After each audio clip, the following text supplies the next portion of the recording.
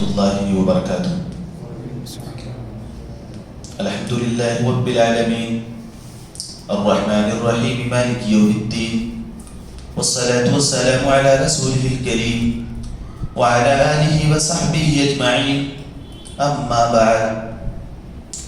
قال اللہ تبارک وتعالی فی القرآن المجید بعد اعوذ باللہ من الشیطان الرجیم رب اشرح لی صدری ویسر لی امری واحلل عقدۃ من لسانی یفقهوا قولی۔ حضرات سامعین کرام، دینی اور ملی بھائیوں، میرے پیارے بزرگوں اور پردہ نشین ہماری خواتین ماں اور بہنوں، آج کے درس کا موضوع ہے کہ جنگ آزادی میں علماء اہل حدیث کی قربانیاں کیا ہیں۔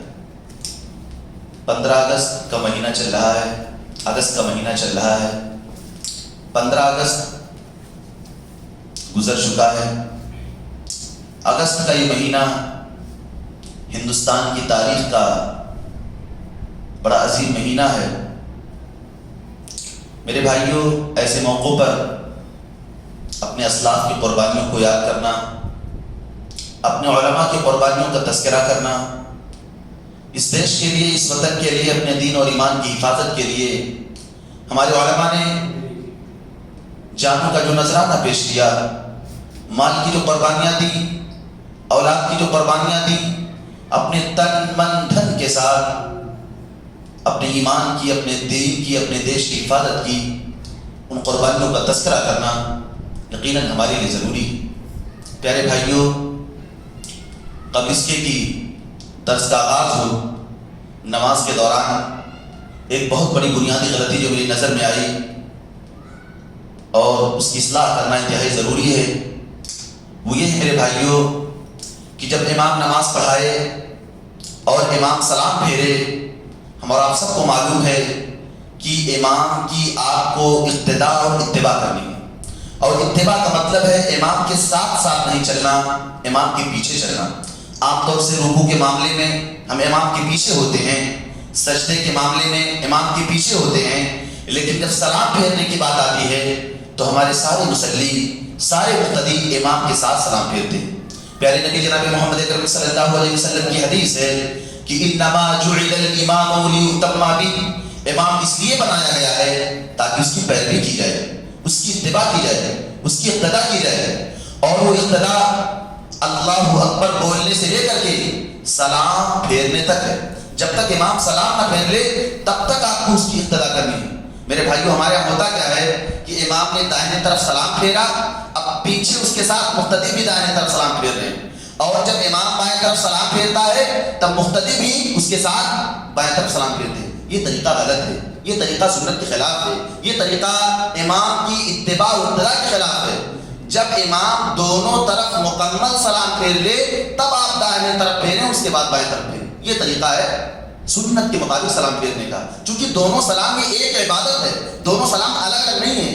جیسے دونوں سجدے الگ الگ عبادت ہیں، وہ دونوں مل کر کے ایک عبادت نہیں بنتے ہیں، لیکن دونوں سلام کا مسئلہ الگ ہے، دونوں سلام مل کر کے ایک عبادت بنتی ہے۔ اس لیے امام جب دونوں سلام پھیر لے گا تب آپ اس کے بعد سلام پھیریں گے، ساتھ میں امام کے سلام نہیں پھیر سکتے ہیں۔ یہ ایک بات تھی جو میں نے تذکیر کے طور پہ، نصیحت کے طور پہ اور آپ کی اصلاح کے طور پہ آپ کے سامنے بیان کیا۔ پیارے بھائیوں، میں نے آپ کے سامنے اپنے موضوع کا اعلان کیا، ہماری مائیں اور بہنیں بھی اس موضوع کو سنیں۔ یہ موضوع میرے بھائیوں خالص تاریخی موضوع ہے، اس لیے آپ جب اس موضوع کو سنیں تو آپ کے ذہن میں یہ بات واضح رہے کہ ہمیں اپنے قوم کی تاریخ جاننا ہے، ہمیں اپنے علماء کی تاریخ جاننا ہے۔ اس دیش کے لیے، اس وطن کے لیے، اپنے دین ایمان کی حفاظت کے لیے ہمارے علماء نے کیا قربانیاں دی، ان قربانیوں کو ہمیں جاننے کی کوشش کرنا ہے۔ پیارے بھائیوں، ہمارا یہ جو ملک اور ہمارا یہ جو وطن ہے، اس وطن میں اسلام اتنا پرانا ہے جتنے پرانے ہمارے نبی جناب محمد اکرم صلی اللہ علیہ وسلم۔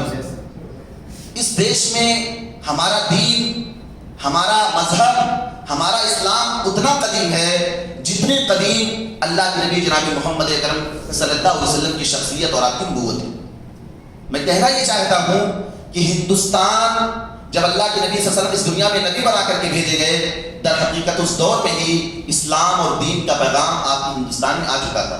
کئی مورخین نے باقاعدہ اس بات کی صراحت کی ہے کہ 25 سے زیادہ صحابہ کرام انڈیا میں توحید کی، سنت کی، اسلام کی، اعلاء کلمت اللہ کی دعوت لے کر کے انڈیا میں 25 سے زیادہ صحابہ کرام آپ کے کوکر کے علاقوں میں، اسی طرح سے میرے بھائی گجرات کے ساحلی علاقوں میں، کیرلا کے علاقوں میں بہت سارے صحابہ کرام آپ کے انڈیا میں تشریف لائے، بلکہ آپ کے بمبئی کے تھانہ وغیرہ کے سمندری علاقوں کے راستے سے ہو کر کے یہاں بھی تشریف لائے۔ اور مورخین نے تو یہاں تک لکھا ہے کہ باقاعدہ انڈیا کے شہر کیرالہ سے چل کر کے کئی ایک لوگوں نے جا کر کے اللہ کے نبی صلی اللہ علیہ وسلم کے ہاتھ پر بیعت کی اور شرف صحابیت سے مشرف ہوئی۔ یعنی ہندوستان کے بھی ایک دو صحابیوں کا تذکرہ ملتا ہے کہ اللہ کے نبی صلی اللہ علیہ وسلم کی نبوت کو جاننے کے بعد وہ مکہ میں گئے اور اللہ کے نبی صلی اللہ علیہ وسلم کے ہاتھ پر بیعت کی۔ میں بتانا یہ چاہتا ہوں کہ اللہ کے نبی صلی اللہ علیہ وسلم کی اس دنیا میں آنے کے بعد انڈیا میں اسلام آ چکا تھا۔ ہمارا دین، ہمارا اسلام یہاں در حقیقت پیارے نبی صلی اللہ علیہ وسلم کے دور میں آ چکا تھا۔ لوگ یہ کہتے ہیں انڈیا میں دین صوفی لوگ لے کر کے آئے، یہ الزام ہے، یہ تاریخ کے ساتھ ظلم ہے۔ انڈیا میں دین سب سے پہلے صحابہ کرام لے کر کے آئے، اور میرے بھائیوں دنیا کو کوئی ایسا کونا نہیں، دنیا کا کوئی ایسا خطہ نہیں، دنیا کی کوئی ایسی کنٹری نہیں جہاں صحابہ کرام نے دین کے پیغام کو نہ پہنچایا۔ صحابہ کرام کے بعد یہ مشن تابعین نے اٹھایا، تابعین کے بعد یہ مشن تبع تابعین نے اٹھایا، اس طرح سے پوری دنیا میں اسلام کے پیغام کو عام کیا۔ تو میرے بھائیوں ہندوستان میں ایک دور ایسا بھی آیا کہ تقریباً اللہ کے نبی صلی اللہ علیہ وسلم کی اس دنیا سے جانے کے 600-700 سال بعد اور آج کے تقریباً 700-800 سال پہلے مستقل طور پہ میرے بھائیوں ہندوستان میں مسلمانوں کی حکومت قائم ہو چکی تھی۔ کئی خاندانوں نے، کئی قبیلہ والوں نے یہاں باقاعدہ ہندوستان میں حکومت کی۔ اور بھائیوں عام طور سے انڈیا میں یہ بات بیان کی جاتی ہے کہ انگریزوں کا جو داخلہ انڈیا میں ہوا یہ 17ویں صدی عیسوی میں، 2024 چل رہا ہے، آج کے تقریباً 325 سال پہلے انڈیا میں انگریزوں کا داخلہ ہو چکا تھا۔ انگریزوں کی جب بات آتی ہے تو ہمارے ذہن میں ایک تصور یہ آتا ہے، یا ہسٹری کا طالب علم جو ہے، تاریخ کا پڑھنے والا جو اسٹوڈنٹ ہے، اس کے ذہن میں یہ فکر آتی ہے کہ غلامی کا دور انگریزوں سے شروع ہوا ہے۔ لوگوں کو، عوام کو جس قوم نے غلام بنایا وہ انگریزی قوم تھی، حالانکہ ایسا معاملہ نہیں ہے۔ انگریزوں سے پہلے اس دیش میں بہت ساری قومیں آ چکی تھیں جنہوں نے میرے بھائی کو اپنے عوام کو غلام بنایا تھا۔ انگریزوں سے پہلے پرتگیزی آئے، اس کے بعد بلندیزی آئے، اس کے بعد باقاعدہ فرانسیسی آئے، اس کے بعد چوتھے نمبر پر جا کر کے انگریز آئے۔ دنیا میں 4 بڑے بڑے استعمال ہوئے ہیں، 4 قوموں نے میرے بھائیوں لوگوں کو غلام بنایا ہے، اور انگریز یہ چوتھے نمبر پر ہے۔ اور انگریز جب انڈیا میں آئے، لوگوں کو غلام بنایا، اس وقت انڈیا میں مسلمانوں کی حکومت تھی۔ 17ویں صدی عیسوی میں انگریزوں کا داخلہ باقاعدہ طور پہ انڈیا میں تاریخ کی کتابوں میں ملتا ہے۔ ان کی جو اصل تاریخ کا آغاز ہوتا ہے میرے بھائیوں، وہیں سے میں بات شروع کرتا ہوں۔ اس کے بعد ہمارے علماء کا داخلہ کہاں سے ہوتا ہے، علماء کی قربانیاں کیا ہیں، مالی قربانیاں کیا ہیں، جانی قربانیاں کیا ہیں، جستا اور الگ الگ علاقوں کے علماء کرام کے بعض واقعات، بعض نمونے آپ کے سامنے رکھوں گا، تاکہ پوری تاریخ کا ایک نچوڑ، ایک خلاصہ آپ کے ذہنوں میں آ جائے کہ ہم نے، ہماری قوم نے، ہماری جماعت نے اس دیش کی آزادی کے لیے کیا قربانیاں دی۔ پیارے بھائیوں سب سے پہلی جنگ جو انگریزوں نے مسلمانوں سے لڑی، بنگال کے حاکم سراج الدولہ سے، وہ 1757 میں لڑی گئی۔ یہ پہلی جنگ تھی، سب سے بڑی جنگ۔ سراج الدولہ سے 1757 میں بنگال کی کھاڑیوں میں، بنگال کے علاقوں میں جنگ لڑی گئی، اور سراج الدولہ کا جو خاص فوجی افسر تھا، جو شیعہ مذہب کا ماننے والا تھا، رافضی تھا، رافضیوں نے ہمیشہ دین کو نقصان پہنچایا ہے، اسلام کو نقصان پہنچایا ہے۔ یہ کبھی دین کے حق میں مفید نہیں ہو سکتے ہیں، کبھی اللہ تعالیٰ کے دین کی خدمت نہیں کر سکتے ہیں۔ اسلام کو، مسلمانوں کو، اسلامی سلطنت کو، اسلامی حکومت کو ہر جگہ انہوں نے میرے بھائیوں نفاق کر کے اور منافقت کر کے اسلام کو نقصان پہنچایا ہے۔ وہاں بھی جو سراج الدولہ کا خاص فوجی افسر تھا میر جعفر، وہ بھی انگریزی فوجیوں کے ساتھ، انگریزی گورنمنٹ کے ساتھ مل گیا، اور مل کر کے میرے بھائیوں سراج الدولہ کو اس نے شکست دی۔ جب سراج الدولہ کو 1757 کی جنگ میں شکست ملی تو وہاں ٹیپو سلطان جو بہت بڑے سلفی تھے، بہت بڑے اللہ والے تھے، انتہائی نیک، انتہائی بہادر، اور راتوں میں اٹھ کر کے تہجد کی نماز ادا کرنے والے علامہ ٹیپو سلطان رحمۃ اللہ علیہ، جو عالم دین بھی تھے میرے بھائیوں، اور بہت بڑے مجاہد تھے۔ عام طور سے لوگ ان کی تاریخ کو نہیں جانتے ہیں، تو ان کے بارے میں آتا کہ ان کے والد محترم سراج الدولہ کی فوج میں شامل ہو کر کے لڑائی کر رہے تھے۔ جن کا نام تھا علی ودی خان، ان کے ساتھ مل کر کے لڑائی کر رہے تھے۔ جب بنگال میں سراج الدولہ کو شکست ملی تو ٹیپو سلطان علیہ الرحمہ کے والد محترم وہاں سے بھاگ کر کے میسور گئے، اور وہاں سرنگا پٹنم کی وادیوں میں نوجوانوں کو لے کر کے جہاد کی تحریک برپا کر کے ایک بہت بڑا قافلہ بنایا، مجاہدین کا قافلہ تیار کیا. اور اس کے بعد میرے بھائیوں جب بنگال پر انگریزوں کی مکمل حکومت ہو گئی، وہاں کی معیشت پر، وہاں کے کاروبار پر، وہاں کی تجارت پر اور وہاں کے پورے خطے پر انگریزوں نے حکومت کر لی، تو ان کے ذہن میں خیال آیا کہ اگر ہم نے ٹیپو سلطان کو شکست دے دیا اور اس کو ہم نے میدان جنگ میں مات دے دی تو پھر ہمارا مقابلہ کوئی نہیں کر سکتا ہے. انڈیا میں حکومت کرنا اور انڈیا میں اپنی حکومت کا سکہ بٹھانا ہمارے لیے آسان ہو جائے گا. چنانچہ 1757 کے بعد جو دوسری جنگ ان لوگوں نے لڑی میسور کی وادیوں میں، سرنگا پٹم کی وادیوں میں، وہ 1799 عیسوی میں لڑی گئی، یعنی تقریباً 30-40 سال کے بعد. یہ دوسری بڑی جنگ ہے. اور وہاں بھی میرے بھائیوں، وہاں بھی ٹیپو سلطان کا جو خاص آدمی تھا وہ بھی رافضی تھا، وہ بھی شیعہ تھا، جس کا نام تھا میر صادق. وہ میر جعفر تھا اور یہ میر صادق تھا. اس نے بھی ٹیپو سلطان علیہ الرحمہ کو دھوکہ دیا اور عین جنگ کے موقع پر اپنی فوجیوں میں تنخواہ بانٹنے کا اعلان کر دیا، جس کی وجہ سے بھگدڑ مچ گئی اور اس طرح سے مسلمان انتہائی بری طریقے سے ذلیل کر دیے گئے اور ٹیپو سلطان رحمۃ اللہ علیہ کو اس جنگ میں شہید کر دیا گیا. جب ٹیپو سلطان کو قتل کیا گیا تو آپ یقین مانیں میرے اللہ تعالیٰ ان کی اس قتل کو، اللہ تعالیٰ ان کی اس موت کو شہادت کی موت بنائے. جب ان کو میرے بھائیوں قتل کیا گیا تو آپ یقین مانیں کہ انگریزی گورنمنٹ کا جو سب سے بڑا فوجی افسر تھا، جو سب سے بڑا فوجی افسر تھا، اس نے ٹیپو سلطان رحمۃ اللہ علیہ کی لاش پر کھڑے ہو کر کے اس بات کا اعلان کیا اپنے سارے فوجیوں کے سامنے، ان کا جذبہ بڑھانے کے لیے کہ آج کے بعد سے انڈیا کو فتح کرنے سے ہمیں کوئی روک نہیں سکتا. اس لیے کہ جو سب سے بڑی رکاوٹ ہمارے سامنے تھی، جو سب سے بڑا جنرل، سب سے بڑا بہادر، سب سے بڑا لیڈر آدمی، سب سے بے باک انسان، اس کو ہم نے قتل کر دیا ہے، اس کو ہم نے موت کے گھاٹ اتار دیا ہے. اب ہمارا مقابلہ کوئی نہیں کر سکتا ہے. جو سب سے بڑا قلعہ تھا ہندوستان کو فتح کرنے کے لیے، جو سب سے بڑی رکاوٹ تھی، اس رکاوٹ کو ہم نے ختم کر دیا ہے. اس کے بعد سے یقینی معنوں میں انگریزوں نے جگہ جگہ پر بنگال میں، میسور میں، راجستھان میں اور دیگر علاقوں میں میرے بھائیوں فتح کر کے اپنی حکومت کا دائرہ اور اپنی حکومت کا معاملہ دن بدن بڑھاتے گئے. آپ کو بتاؤں کہ انگریزوں کی ظلم کا جب معاملہ بڑھا تب 2 علماء کرام تحریک لے کر کے اٹھے. 2 علماء کرام، وہ کون سے علماء تھے میرے بھائیوں؟ شاہ ولی اللہ محدث دہلوی رحمۃ اللہ علیہ، جنہوں نے اس ہندوستان میں بر صغیر میں، وہ بر صغیر جب نہ پاکستان تھا نہ بنگلہ دیش تھا، صرف متحدہ ہندوستان تھا، اس دور میں میرے بھائیوں جب حدیث کا نام لینا جرم تھا، لوگ قالا قالا رسول اللہ کے بجائے قالا قالا ابو حنیفہ کہتے تھے. کسی مسئلے کو بیان کرنے کے لیے حدیث کا حوالہ نہیں، فقہ کی کتابوں کا حوالہ دیا جاتا تھا، فقہی اقوال کا حوالہ دیا جاتا تھا. ایسے دور میں انہوں نے حدیث کی خدمت کی ہے. مکہ سے جا کر کے اور مدینہ جا کر کے جب وہ حج کے دورے پر گئے، وہاں حدیث کی کتابیں پڑھی، حرم میں حدیث کے حلقے قائم تھے، وہاں حدیث پڑھا تو انہوں نے دیکھا کہ ہم لوگ تو ہندوستان میں صرف فقہ پڑھتے ہیں، حدیث کا کوئی رواج ہی نہیں ہے. حدیث کی تو ایک الگ شان ہے، حدیث پڑھنے کی ایک الگ تاثیر ہے، اس کے پڑھنے سے ایک الگ جذبہ پیدا ہوتا ہے. چنانچہ وہاں گھوڑے پر بہت ساری حدیث کی کتابیں لا کر کے لائے اور انڈیا میں حدیث کو پڑھایا. جامع مسجد میں، دلی کی جامع مسجد میں بیٹھ کر کے لوگوں کو حدیث کی تعلیم دیتے. حدیث کی تعلیم کا ایک رواج ہوا. تو ان کے بیٹے تھے شاہ عبدالعزیز اور ان کے پوتے تھے سید اسماعیل بن عبد الغنی.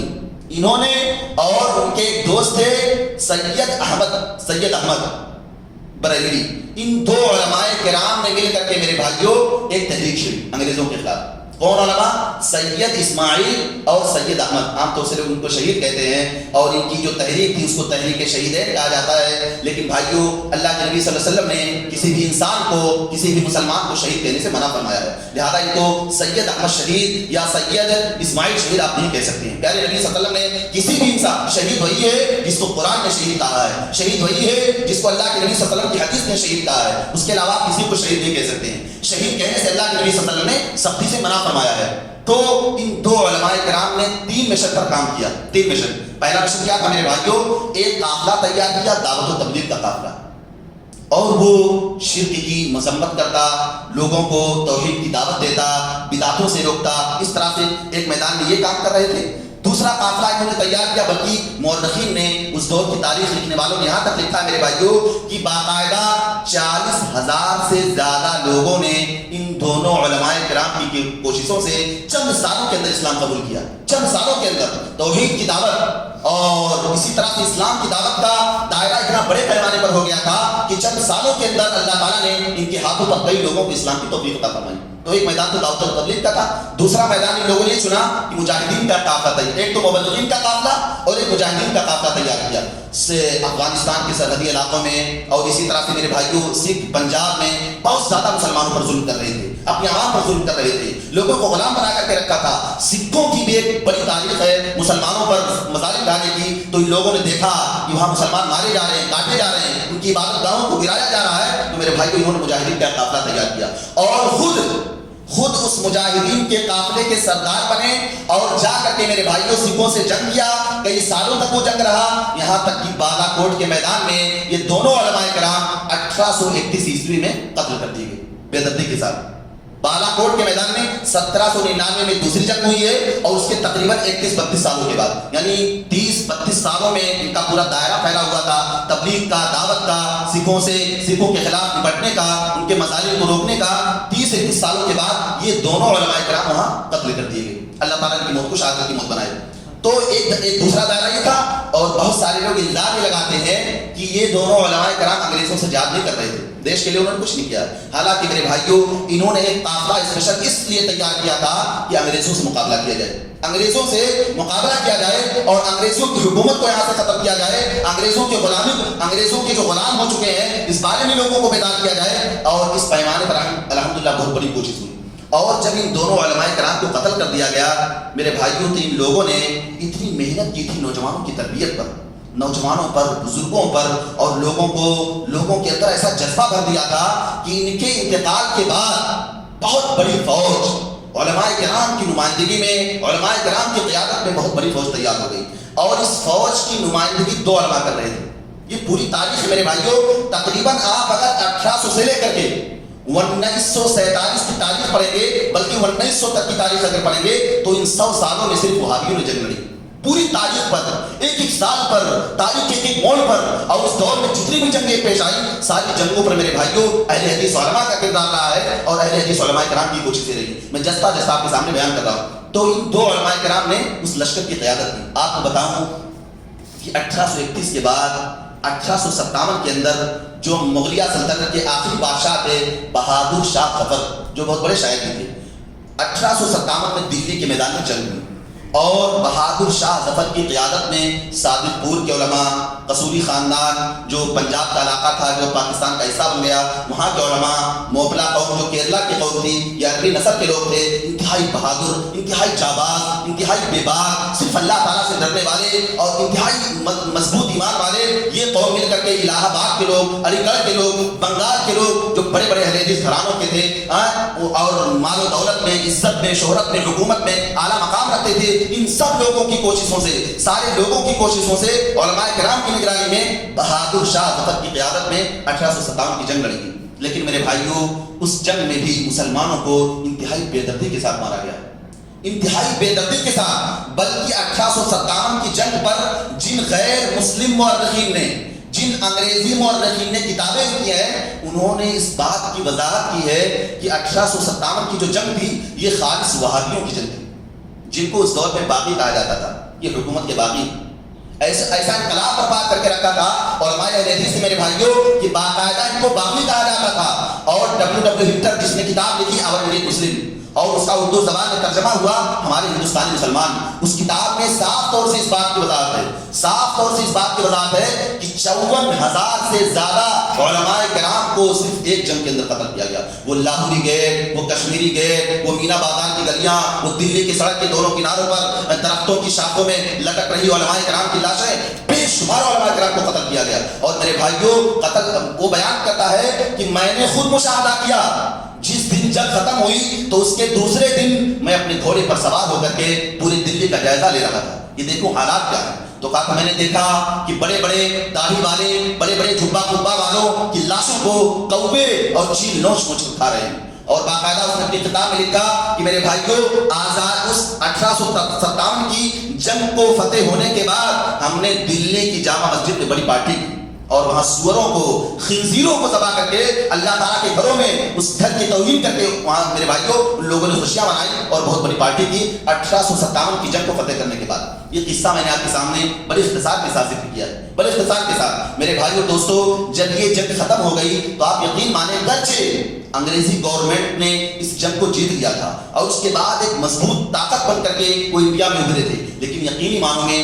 ان کے دلوں میں خوف برپا ہو گیا تھا، ان کے دلوں میں ایک ڈر پیدا ہو گیا تھا، ان کے دلوں میں ایک دہشت ہو گئی تھی کہ اب ہم انڈیا میں زیادہ دن ٹک نہیں سکتے ہیں، کیونکہ ہمارے خلاف تو علماء اٹھ گئے ہیں، ہمارے خلاف تو باقاعدہ اس دین کے رہنما، اس دین کے قائدین ہمارے خلاف بیدار ہو گئے ہیں، اب ہمارا یہاں رکنا مناسب نہیں ہے، ہم زیادہ دن رک نہیں سکتے ہیں۔ تو آپ یقین مانیں میرے بھائیو دوستو، علماء کرام سارے مسلمانوں کو لے کر کے، ہندوؤں کو لے کر کے، سب لوگوں کو ساتھ لے کر کے، اور ہندو مسلم اتحاد کی تو اسلام دعوت دیتا ہے، جہاں ضرورت ہو، جہاں مقصد ہو، جہاں مقصد بڑا ہو، ایسے جگہوں پر غیر مسلموں کے ساتھ اتحاد کر کے اللہ کے نبی صلی اللہ علیہ وسلم نے میرے بھائیو حلف الفضول کا معاہدہ کیا ہے، بہت سارے تاریخی واقعات ہیں۔ تو ان ساری ثبوتوں کو سامنے رکھتے ہوئے علماء کرام نے غیر مسلموں کا ساتھ لے کر کے انگریزوں کے خلاف جنگ چھڑی۔ اور آپ کو بتاؤں میرے بھائیو، ہندوؤں اور مسلمانوں کو آپس میں لڑانے کے لیے انگریزوں نے چالی کیا چلی؟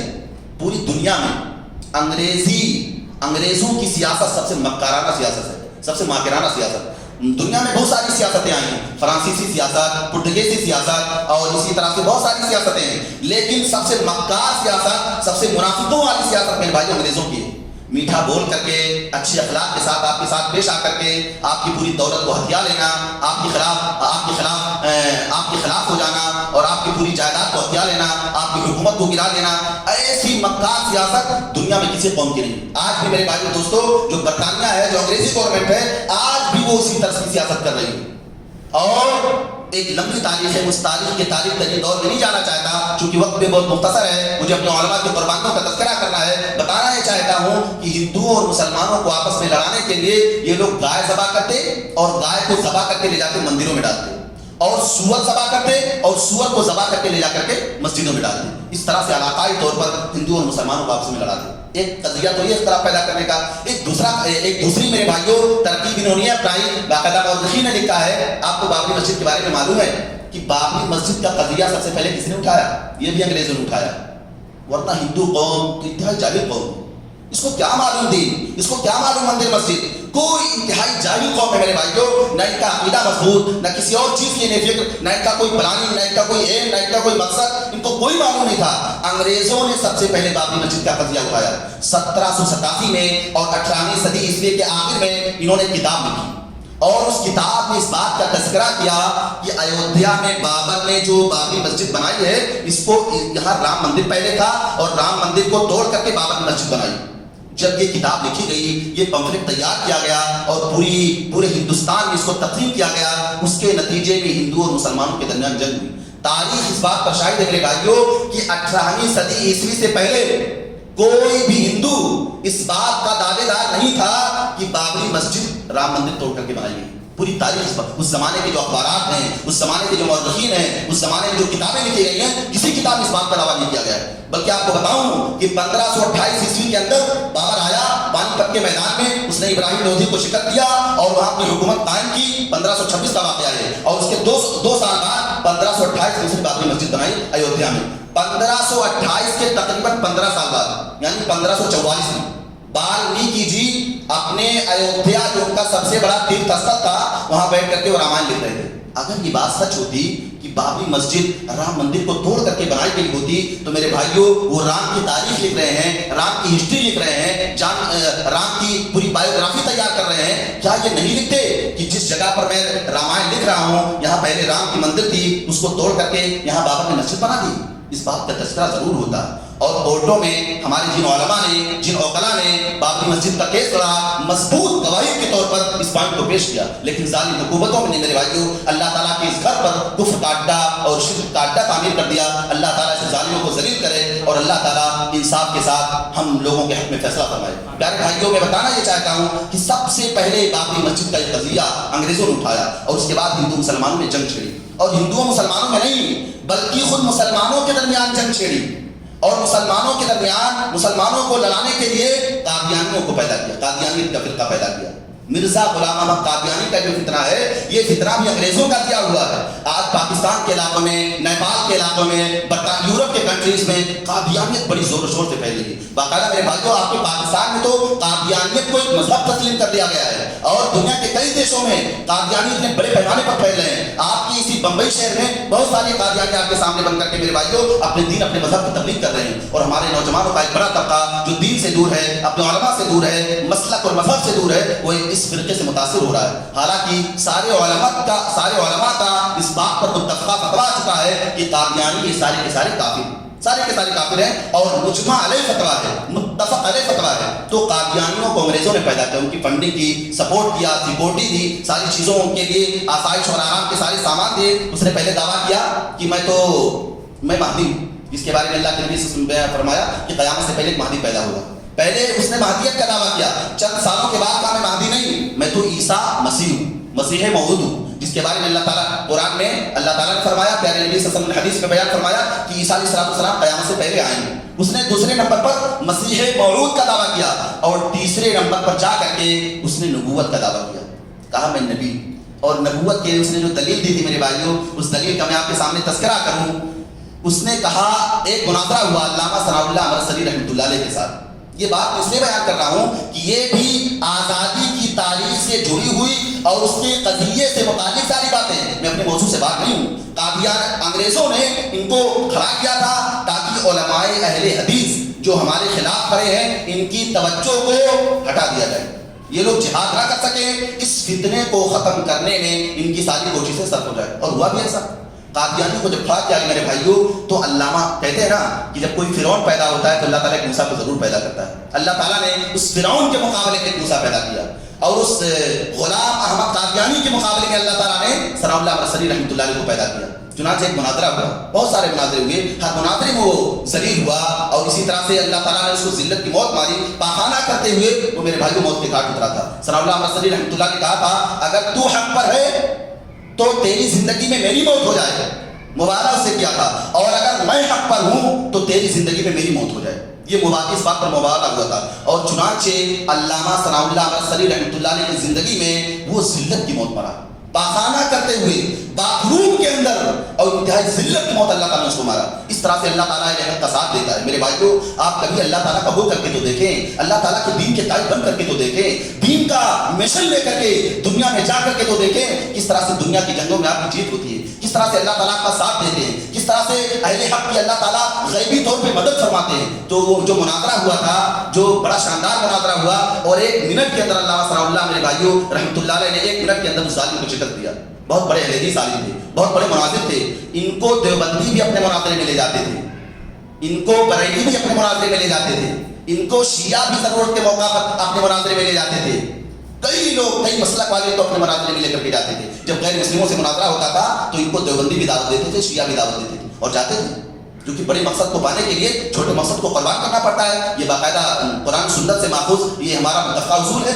تو بتانا یہ چاہتا ہوں میرے بھائیوں کہ علامہ ثناء اللہ امرتسری رحمۃ اللہ علیہ کا مناظرہ ہوا قادیانی کے ساتھ. تو اس نے دعویٰ کیا کہ میرا نام غلام احمد ہے, میرے نام سے غلام ہٹا دو, بچا احمد, احمد آخری نبی کا نام ہوگا, میں آخری نبی ہوں. یہ اس کا دعویٰ تھا.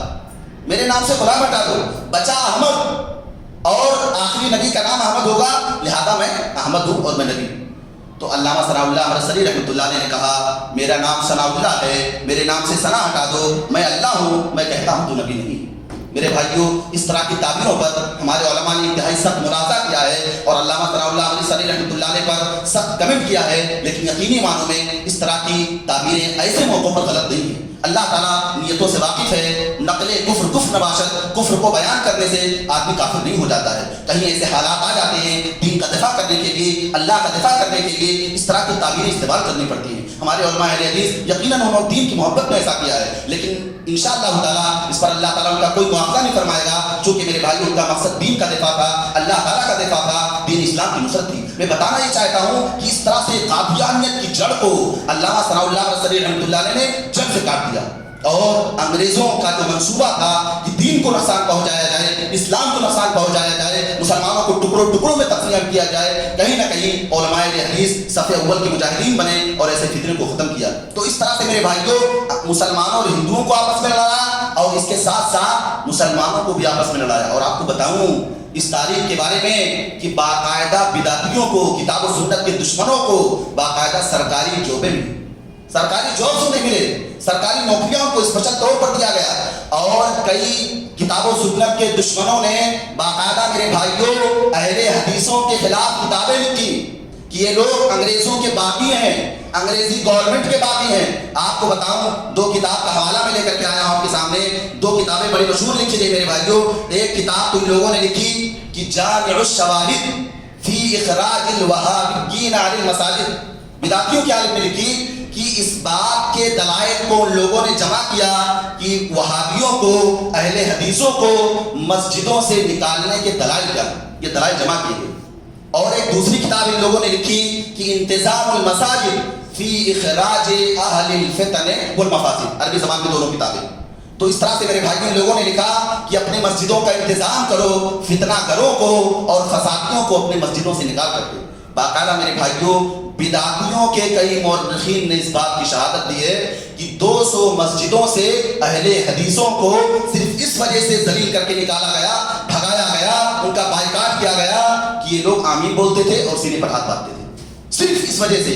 اور باقاعدہ بدعتی کتاب و سنت کے دشمن، انگریزوں کے دلال، انگریزوں کے منافق باقاعدہ انگریزی گورنمنٹ میں جا کر کے شکایتیں کرتے تھے اہل حدیثوں کے خلاف، شکایتیں کرتے تھے اور یہ کہتے تھے کہ انگریزوں کے ان باغیوں کو، انگریزی گورنمنٹ کے ان باغیوں کو مسجدوں سے نکالنا واجب ہے، حکومت سے ان کی شکایت کرنا واجب ہے، اور اگر یہ ان سے توبہ کرایا جائے، اگر یہ توبہ بھی کرے تو ان کی توبہ کو قبول بھی نہ کیا جائے۔ اس طرح سے میرے بھائیوں علماء اہل حدیث کو ستایا گیا، خود اپنے طبقے کی طرف سے، اپنے فرقے کی طرف سے، اپنی جماعت کی طرف سے، اپنے مسلم قوم کی طرف سے۔ اور انگریزوں کے بارے میں آپ کو بتاؤں کہ 1857 کی جنگ کے بعد اہل حدیث علماء پر ان ظالموں نے، ان تن کے گورے من کے کالوں نے، ان انگریزی سامراج کے لوگوں نے، ان ظالموں نے، ان قاتلوں نے میرے بھائیوں اہل حدیث علماء پر انتہائی زیادہ ظلم کیا، انتہائی زیادہ۔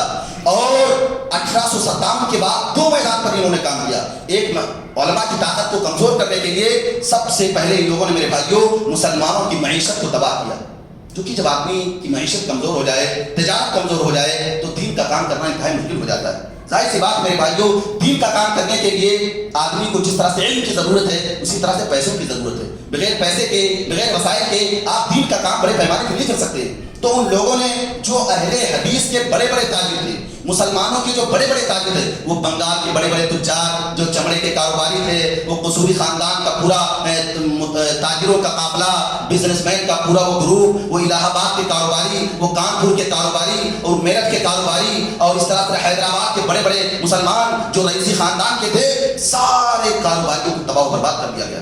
ایک ایک جگہ میرے بھائیوں چھاپا مارا گیا اور ان کے بڑے بڑے کارخانوں کو بند کر دیا گیا تاکہ یہ فنڈنگ نہ کر پائیں، تاکہ یہ پیسہ نہ جمع کر پائیں اور اس سے نہ تلوار خریدے جا سکے، نہ زرے خریدے جا سکے، نہ مجاہدین کو تربیت دی جا سکے، نہ مجاہدین کا پگار دیا جا سکے۔ اس طرح سے سب سے پہلے لوگوں نے تاجروں پر چھاپے مارے، 5 بڑے بڑے چھاپے لوگوں نے مارے تھے، 5 بڑے بڑے چھاپے جو باقاعدہ اس زمانے کے اخبارات میں آج بھی پٹنہ کی خدا بخش لائبریری کے اس زمانے کے جو اخبارات ہیں ان اخبارات میں ساری باتیں محفوظ ہیں۔ یہ باتیں میں اپنی طرف سے نہیں کہہ رہا ہوں، یہ تاریخ کے پنوں میں، تاریخ کے اوراق میں، تاریخ کے صفحات میں دلیلیں بن کر کے ساری باتیں محفوظ ہیں میرے بھائیوں۔ اور ہمارے علماء نے میرے بھائیوں باقاعدہ اخبارات سے وہ کالم نکال کر کے ساری باتیں کتابوں میں محفوظ کر دی ہیں۔ تو اس طرح سے ان لوگوں نے 5 بڑے بڑے چھاپے مارے اور بڑے بڑے کاروباریوں کو بند کر دیا گیا۔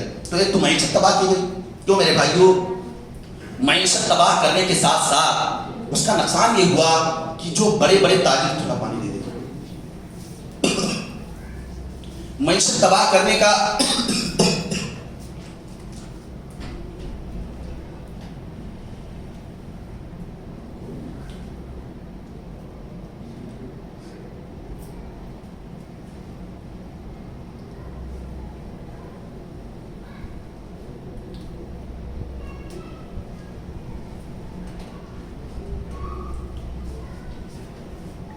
دس 15 منٹ اور بیان دوں گا، چلے گا انشاءاللہ؟ ہاں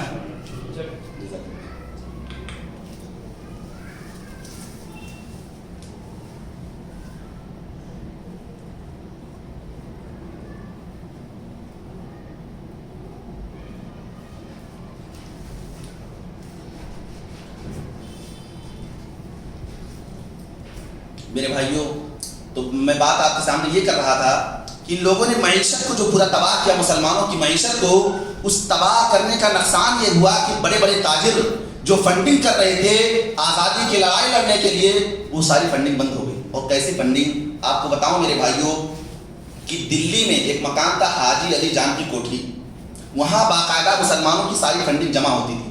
جو پٹنہ سے پیسہ آتا تھا، الہ آباد سے پیسہ آتا تھا، حیدرآباد سے پیسہ آتا تھا، بنگال سے پیسہ آتا تھا، راجستھان سے پیسہ آتا تھا، یہ سارے پیسے باقاعدہ ایک ایک جگہ پر گماشتے مقرر تھے. اور ایک بندے کی ذمہ داری تھی تم فلاں جگہ جاؤ، وہاں گماشتہ ملے گا، اس کو پیسہ دے دو، وہ وہاں پہنچا دے گا. اس طرح سے پورا ایک ڈاک کیا کا نظام تھا، پورا ایک ڈاک سسٹم تھا. اور جا کر کے وہ پیسہ حاجی علی جان کی کوٹھی میں پہنچایا جاتا تھا. وہاں پر پورا حساب کا سسٹم تھا. وہاں سے جہاں جہاں مجاہدین جنگ کرتے تھے، مجاہدین کی تنخواہوں کا سسٹم تھا، اور مجاہدین کو تلواریں اور جنگ کرنے کے ساز و سامان خرید کر کے دیے جاتے تھے. ان کے کھانے پینے کا پورا سسٹم تھا اس پیسے کے ذریعے سے. میرے بھائیوں آپ کو بتاؤں کہ دلی کے ایک بہت بڑے عالم تھے عبدالعزیز رحیم آبادی رحمۃ اللہ علیہ، اہل حدیث خاندان کے ہیں. اور رحیم یہ جو پورا عبدالعزیز رحیم آبادی کا پورا جو خاندان ہے میرے بھائیوں، یہ اہل حدیثوں کا خاندان جو دلی میں الحمدللہ جامعہ رحیمیہ، جس کے بارے میں آپ نے سنا ہوگا، یہ آزادی کے کئی سال پہلے ادارہ قائم تھا. عبدالعزیز رحیم آبادی رحمۃ اللہ علیہ. آج بھی جامعہ رحیمیہ قائم ہے، لیکن بدقسمتی ہے میرے بھائیوں اب ہماری جماعت کے ہاتھ میں نہیں. بتانا یہ چاہتا ہوں کہ عبدالعزیز رحیم آبادی رحمۃ اللہ علیہ وہ بیان فرماتے ہیں کہ ان کے بارے میں کسی نے نقل کیا ہے کہ جب وہ اتنا پیسہ دیتے تھے آزادی لڑنے کے لیے، آزادی کی جنگ لڑنے کے لیے، کہ جب 5 سالوں کے بعد انہوں نے حساب کیا تو بعض روایتوں میں نے پڑھا کہ 5 لاکھ اشرفیاں، لیکن صحیح بات یہ ہے کہ 40 لاکھ اشرفیوں سے زیادہ پیسہ وہ 5 سالوں کے اندر دے چکے تھے، 40 لاکھ سے زیادہ. اور میرے بھائیوں میں آپ کو بتاؤں کہ آزادی کی لڑائی لڑنے کے لیے علماء اہل حدیث میں جو کاروباری لوگ تھے، پورا تن من دھن اور ساری مال و دولت کو آزادی کے لیے قربان کر دیا تھا. ابھی بات آگے آنے والی انشاءاللہ تعالیٰ. تو اس طرح سے ہمارے علماء نے میرے بھائیوں آزادی کے لیے اس طرح سے قربانیاں دی ہیں. تو 1857 کے بعد پوری معیشت کو مسلمانوں کو تباہ کیا گیا، اور ایک ایک عالم کے نام باقاعدہ وارنٹ جاری کر کے ان کو قید کیا گیا. مولانا ولایت علی، مولانا عنایت علی، مولانا جعفر تانیسری، مولانا احمد اللہ، مولانا، اور اس طرح سے دیگر بڑے بڑے علماء کرام کو میرے بھائیوں نام وارنٹ جاری کر کے ان کو قید کیا گیا. اور آپ کو بتاؤں کہ ایک بہت بڑا جیل خانہ تھا کالا پانی، وہاں لے جا کر کے بڑے بڑے باغیوں کو اور بڑے بڑے قسم کے جو ان کے نظر میں باغی تھے ان کو وہاں قید کیا جاتا تھا. اور علماء بیان فرماتے ہیں، اس زمانے کی تاریخ لکھنے والے بیان فرماتے ہیں کہ پورا جو کالا پانی تھا وہ اہل حدیث علماء کرام سے آباد تھا. ایسا نہیں میرے بھائیوں، وہاں کے بارے میں باقاعدہ ایک عالم ہے جعفر تھانیسری رحمۃ اللہ علیہ، ان کو بھی قید کیا گیا. ان کے نام پہ جب وارنٹ نکلا، انگریزی گورنمنٹ نے نکالا، تو بھاگ کر کے وہ مارے ڈر کے علی گڑھ چلے گئے چھپنے کے لیے. وہاں گئے تو انگریزوں کا پورا جو جاسوسی سسٹم تھا وہ ان کو پتہ لگا کر کے اس بارے میں معلومات گورنمنٹ کو دیا کہ یہ علی گڑھ میں. چنانچہ ان کو پکڑا گیا، ریل گاڑی پہ بٹھایا گیا، اور بٹھا کر کے ریل گاڑی پہ نہیں بلکہ بیل گاڑی پہ بٹھا کر کے ان کو کالا پانی بھیجا گیا.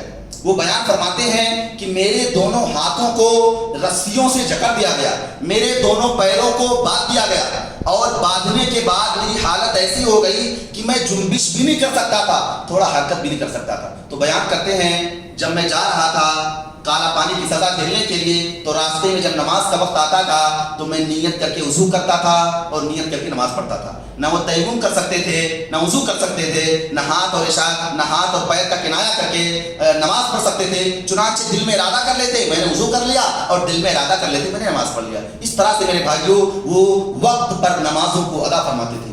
اسی طرح سے جس طرح سے عثمان غنی رضی اللہ تعالیٰ عنہ کے بارے میں آتا ہے، جب بلوائیوں نے ان کو گھر میں قید کیا، 40 دن تک ان کا کھانا پانی ساری چیزوں کو بند کر دیا، تو عثمان غنی رضی اللہ تعالیٰ عنہ روزہ رکھتے تھے، اور بغیر سحری کھائے ہوئے نیت کر کے روزہ رکھتے تھے، بغیر افطار کیے ہوئے نیت کر کے روزہ افطار کر لیتے تھے.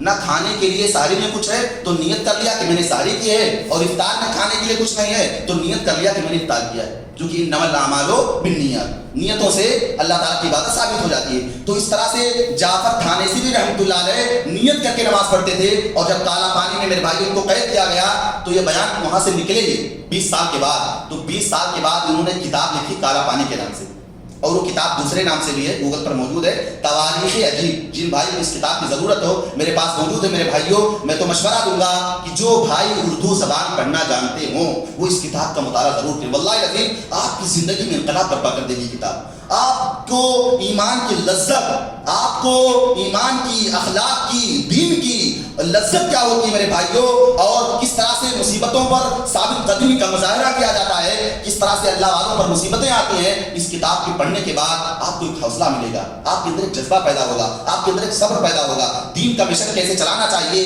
دعوت کا کام کیسے کرنا چاہیے، کیا کیا اللہ والوں کے سامنے مصیبتیں آتی ہیں، یہ ساری باتیں انہوں نے کتاب کے اندر بیان کی ہیں۔ اس کتاب میں انہوں نے لکھا ہے کہ کالا پانی میں کئی علماء کو قید کیا گیا، 4x4 کا روم ہوتا تھا، اس میں 4-5 لوگوں کو بھر دیا جاتا تھا، اور دن میں صرف 2 مرتبہ وہ دروازہ کھولا جاتا تھا، اسی میں ساری ہماری حاجتیں پوری ہوتی تھی۔ دن میں صرف 2 مرتبہ دروازہ کھولا جاتا، ایک صبح کے موقع پر، ایک شام کے موقع پر، اور ہمیں کھانے کے لیے سبزی کے نام پر وہ جو سبزی کی ڈنٹیاں ہوتی تھیں، سبزی نہیں، سبزی کی جو ڈنٹیاں ہوتی ہیں وہ ڈنٹیاں دی جاتی تھیں، اور روٹی کے نام پر آٹا رہتا تھا، آٹے میں بالو اور اس سے زیادہ بال ملے ہوتے تھے۔ اس طرح سے لوگوں کو کھانا دیا جاتا تھا تاکہ ہم مشن سے باز آ جائیں۔ آزادی کا جو ہم لوگوں نے نعرہ لگایا ہے، انگریزوں کو یہاں سے بھگانا ہے، انگریزوں کو ختم کرنا ہے، اس مشن سے ہم لوگ باز آ جائیں۔ وہ بیان کرتے ہیں کہ اللہ تعالیٰ نے علماء اہل حدیث کو، مسلمانوں کو ایسی ثابت قدمی عطا فرمائی تھی کہ کوئی بھی بندہ میرے بھائیوں انگریزوں کی سزا سے متاثر ہو کر کے کبھی ان کے موافق میں نہیں گیا، سب نے ان کے خلاف بغاوت کی اور سزا کو جھیل لیا۔ اور آپ کو بتاؤں، ہندوتوا جو کٹر ہندوتوا ہے، جو اپنا عظیم رہنما ساورکر کو مانتی ہے، اس کے بارے میں باقاعدہ یہ بات صراحت تاریخ کی کتابوں میں کہ ساورکر کو بھی کالا پانی کی سزا ملی تھی، یہ بھی حکومت کے خلاف مہمات میں شریک رہتا ہے۔ اس کو جب کالا پانی کی سزا ملی تو 2-4 مہینے وہ سزا کو جھیلا، اور جھیل نہ سکا، اس نے انگریزی گورنمنٹ کو خط لکھا کہ سزا میں نہیں جھیل پاؤں گا، یہ سزا میں نہیں جھیل سکتا ہوں، مجھے آزاد کر دیا جائے، آج کے بعد سے حکومت کے کسی مخالف کام میں شریک نہیں ہوں گا۔ چنانچہ اس کو آزاد کر دیا گیا، جس کو میرے بھائیوں آج ہندوتوا کا عظیم لیڈر مانا جاتا ہے۔ لیکن اللہ تعالیٰ رحم فرمائے ہمارے علماء پر، اللہ تعالیٰ رحم فرمائے ہمارے اکابرین پر، اللہ تعالیٰ رحم فرمائے ہمارے اسلاف پر، جن لوگوں نے میرے بھائیوں انگریزوں کی ساری سزاؤں کو جھیل لیا، لیکن اپنے مشن کے ساتھ، اپنے ٹارگٹ کے ساتھ، اپنے علم کے ساتھ، اپنے دین کے ساتھ، اپنے اخلاق کے ساتھ ذرہ برابر سودا نہیں کیا۔ تو اس طرح سے علماء کو ٹارگٹ کیا گیا، اس طرح سے علماء کو مارا گیا، اس طرح سے علماء کو قتل کیا گیا۔ اور آپ کو بتاؤں میرے بھائیوں کہ وہ دور ایسا دور تھا کہ آزادی کا نام لینا جرم تھا، آزادی کا نام لینا۔ تو ضرورت محسوس ہوئی، بہت سارے لوگوں نے فتویٰ مانگا، کیا انگریزوں کے خلاف جہاد کرنا واجب ہے؟ یہ فتویٰ دلی میں سید نذیر حسین محدث دہلوی رحمۃ اللہ کے پاس آیا۔ یہ بدعتی تو ڈرتے تھے، یہ اہل بدعت جو ہمیشہ انقلاب کا نعرہ لگاتے ہیں، حق کی بات کرتے ہیں، اور اہل توحید کو ہمیشہ گالیاں دیتے ہیں، اور پوری تاریخ پر اپنا قبضہ جماتے ہیں۔ میرے بھائیوں ان کی حالت تو یہ تھی کہ ایک فتویٰ بھی نہیں دے سکتے تھے۔ سب سے پہلے اس دنیا میں، ہندوستان کی تاریخ میں، آزادی کی تاریخ میں علامہ سید نذیر حسین محدث دہلوی رحمۃ اللہ علیہ نے فتویٰ دیا، اور یہ فتویٰ فرمایا کہ اب انگریزوں سے جہاد کرنا واجب ہو چکا ہے۔ اور مغلیہ سلطنت کے شہزادہ عزت کے خطوط میں ان کی خفیہ طور پہ بات چیت ہوتی تھی، اور اس طرح سے جہاد کا فتویٰ دینے کے بعد ایک انقلاب برپا ہو گیا۔ تو میرے بھائیوں انگریزوں کو سارے خطوط خفیہ ذرائع سے مل گئے، اور ان لوگوں نے آ کر کے سید نذیر حسین محدث دہلوی رحمۃ اللہ کو پکڑ لیا، اور 1 سال کی انہیں سزا سنائی کہ فتویٰ آپ نے کیوں دیا جہاد کا۔ اس طرح سے ان کو سزا دی گئی۔ آپ کو بتاؤں میرے بھائیوں جب علامہ سید نذیر حسین محدث دہلوی رحمۃ اللہ علیہ کی بات آئی تو آپ کو بتاؤں کہ انڈیا میں،